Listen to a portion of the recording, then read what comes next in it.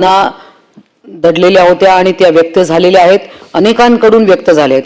खरं तर अजितदादा आणि यांच्याशी माझा म्हणजे परिचयच आमदार झाल्यानंतर झाला, परंतु अनेक बैठकांमध्ये शिक्षकांच्या संबंधित जेव्हा जेव्हा शिक्षक आमदार त्यांच्यासोबत मी देखील तिथे असायचे, खूप काटेकोरपणे त्यांचं बोलणं असायचं की हे होणार नाही।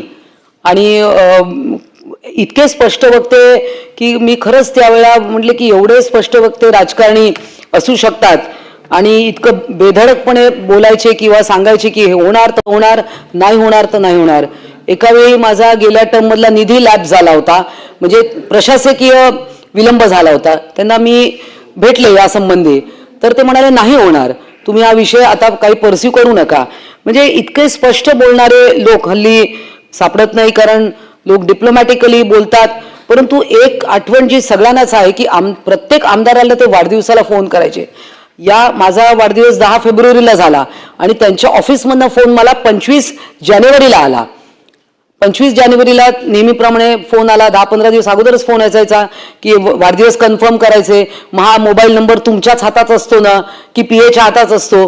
पहिले 4 प्रश्न कन्फर्म करून घ्यायचे आणि मग सांगायचे की 8 वाजता तुम्हाला फोन येणार, आणि बरोबर 8 वाजता फोन यायचा।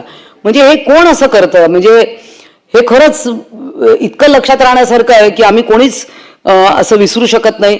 दादांचं बद्दल आपण खूप सगळेजण बोललो, मी पुन्हा काही त्याच गोष्टी बोलणार नाही, परंतु त्यांना श्रद्धांजली अशी पटकन। आणि ज्या दिवशी ती दुर्घटना झाली, मी वर्धा जिल्ह्यामध्ये दौऱ्यावर होते आणि तिकडे सगळे आम्ही कार्यक्रम रद्द केले, परंतु ते खरंच वाटत नव्हतं। पहिले 7-8 तासचं सगळं म्हणजे मेंदू हँग झाल्यासारखं झालं होतं की काय बघतोय आपण, काय चाललंय, काय ऐकतोय, विश्वास बसला नाही। अजूनही तसंच वाटतंय की पटकन कुठेतरी कॉरिडॉर मधील का समोर किंवा पटकन असे दिसतील का, असं खूपदा भाब्या मनाला असं वाटू शकतं।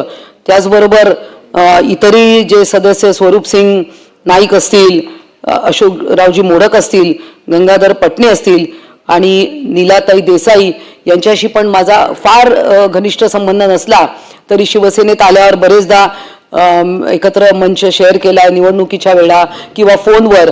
म्हणजे मला आठवतं की त्या नेहमी म्हणजे अधनमधनं फोन यायचा, अजूनही त्या काम करत होत्या की मी महिलांसाठी काम करते, मी विद्यार्थ्यांसाठी काम करते।